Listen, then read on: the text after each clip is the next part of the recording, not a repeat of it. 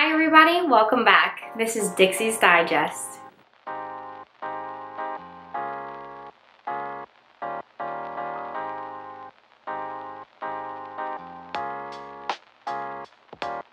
Today we're going to be talking about the COVID-19, or otherwise known as the coronavirus.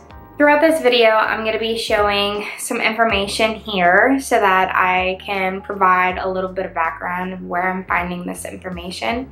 I will add that during this epidemic, I have been working the coronavirus line. It's a hotline where people can give us a call, ask any questions that they have, vent if they are feeling, afraid or nervous about the virus, or to ask us if they meet the criteria to be tested. Before we begin, I will be going over the criteria since a lot of people have been curious about this, and it'll help those people that feel that they need to get tested or those that need to wait at home and monitor those symptoms. So let's begin. In order to be tested for the coronavirus, according to the CDC and what has been given to us to deliver to patients when they call in, is that you have to meet 3 of the main symptoms that the coronavirus has been known to present: a cough, shortness of breath, and a fever of 100.4 or higher. Individuals will have to meet all 3 of these criteria or symptoms in order to be tested, unless they are considered a high-risk category patient, which means that they are 65 years of age or older, been in direct contact with a patient who has tested positive for COVID-19, someone who is working in healthcare and working with COVID patients, someone who has traveled internationally within the last month, someone who has a healthcare history that leaves them immunocompromised, and other than that, that would mean that they would have to meet all 3 criteria to fit the description unless directed otherwise by their physician. We are encouraging anyone who is presenting these symptoms or other symptoms that they believe is a virus to monitor their symptoms at home and making sure that they're getting plenty of water, rest, and healthy food in their system to protect their bodies, and also that they're making sure to follow the CDC's recommendations. Some of these recommendations are to stay home as much as possible, whenever possible. If you must leave the home for groceries or a doctor's appointment or anything that is absolutely necessary, to please monitor your symptoms outside. You can wear a mask if that makes you feel safest. You can wear gloves if that makes you feel safest, but to make sure that you are washing your hands after touching anything in the public for at least 20 seconds, and that is singing the happy birthday song at least 2 times, and getting underneath your nails and all between your fingers. If you can't wash your hands and you have no access to soap and water, make sure that you're using hand sanitizer that has alcohol in it. If you do feel like you have a sneeze or a cough coming, to make sure that you practice sneezing and coughing inside of your arm instead of into your hands, and that if you do accidentally make the mistake of sneezing or coughing in your hands, to make sure that you wash them or use hand sanitizer. The new order given by the governor suggests that we should only have 5 people at a time inside of buildings, but that if you are in public, that you should try to maintain a 6 to 10 foot distance. This distance protects us because the virus is spread by droplets. It is not considered an airborne virus, but there is a possibility that you can inhale these droplets if you are close enough to someone who is sick or carries the virus. While they are speaking, they can spread these droplets. If they sneeze or if they cough, these droplets can go much further, and you are protecting yourself by keeping a distance. Coronaviruses have been around for a long time, and they have been within animals. It is only recently that it has been present in humans. The virus presents itself like the flu in many ways because the symptoms are cold-like symptoms. The source of the coronavirus has been understood to be in Wuhan, China. It began in a wet market in China where they sold dead and alive fish and birds. With these birds and animals butchered on site, it is very hard to keep a hygienic environment, and therefore it made it easier for these viruses and potential diseases to go from animals to humans. From what I've researched, it is very hard to find the very first source of the virus, but it is believed to be in bats. And while bats were not sold at the Wuhan market, it is possible that the bats that had the virus infected the chickens and animals within the market. If you're curious how to take care of yourself if you do start feeling any symptoms, I would definitely encourage that you are staying in a separate room from other people in the household, that you're not sharing things such as towels, plates, utensils, cups with anyone else in the home, that if there are common objects in the household that everyone will touch, like light switches, TV remotes, phones, chargers, that we're making sure that we're cleaning them after every use, and that we are steadily washing our hands regardless if we're out or inside. Also, when going out in the public, just being aware of how you're coughing and where you're coughing, not into your hands, and avoiding touching things that you don't absolutely need to touch, and just making sure that you're taking extra measures to protect others that are around you. There are various conspiracy theories that exist on how the virus started, when the virus started, and why the virus is here. And I encourage everyone, while it may be entertaining to look into some of these, to make sure that we are looking at the facts and what the CDC is sharing. If we don't consider what is proven to be accurate, we may fall into this downward spiral and cause a lot of panic in the public, which could lead to many other issues in the future. What we need to do now is to consider how to protect ourselves and to how to reduce the spreading.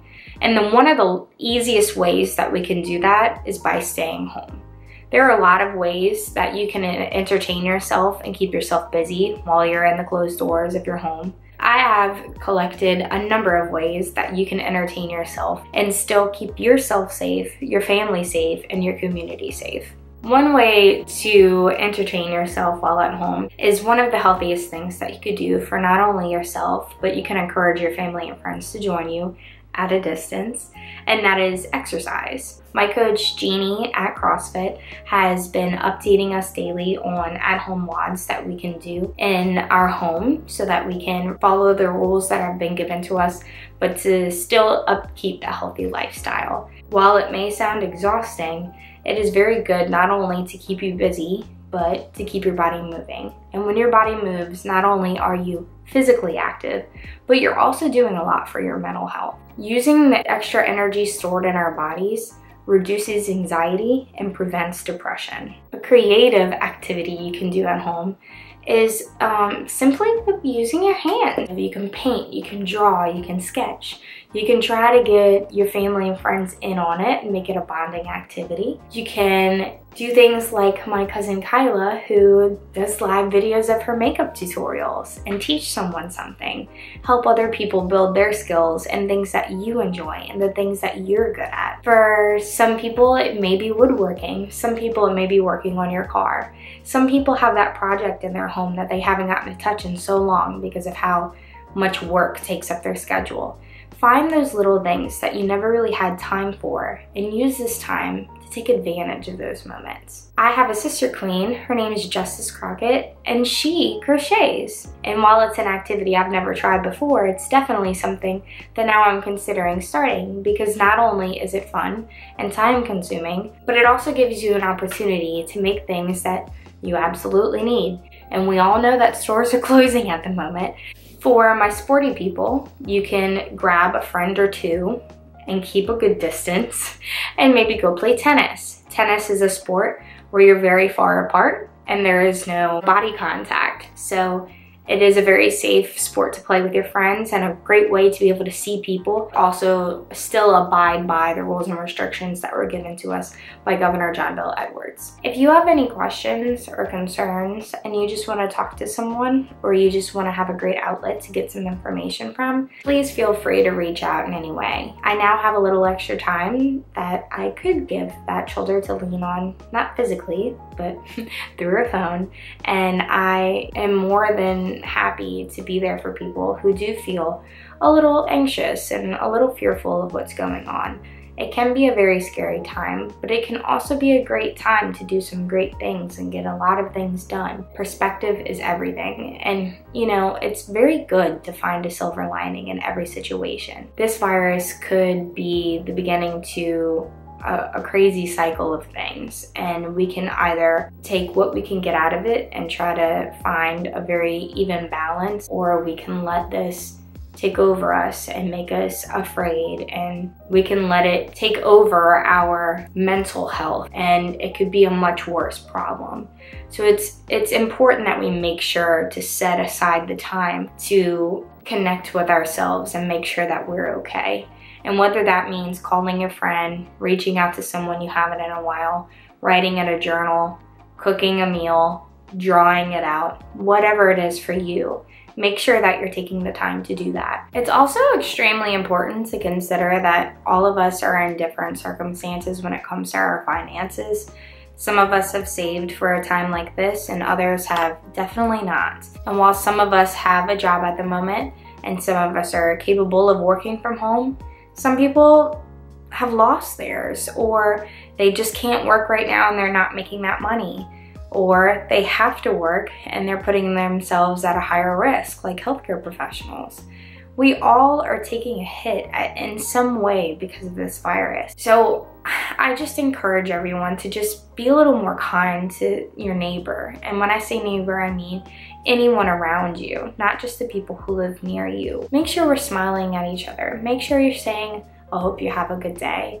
Giving each other some kind of reassurance that we're all gonna be just fine. We're all going through something, and we're going through it together. So I encourage that we lift each other up while we're dealing with this. This eventually will end, and at the end of the day, all we have really is each other. So let's just be a little nicer to each other, because you never know what somebody's going through at the time. And just to make sure my message is very clear, the most factual information is going to be found on cdc.gov. And once you get there, there's a lot of great information that probably answers majority of your questions about COVID-19, including the symptoms of COVID-19, home care, how to clean your home, how to care for someone who may be sick with the coronavirus, how to care for yourself if you are sick with the coronavirus. A lot of the information that I talked about here. There are a lot of other articles and a lot of other areas that you could trust for information. Just make sure that you are really looking into these. Who is writing it? What is their background? Where are they getting their information from? Just try to not believe everything that you are reading and hearing, because there will be people that their goal is to incite fear. And we all just need to make sure that we're acting based off of facts so that we can do the very best for our community. I want to keep this all very light and fun. I know that this is a rough and serious topic, but we all need some positivity. We need to be reminded that there is a lot of good in the world despite what's going on right now.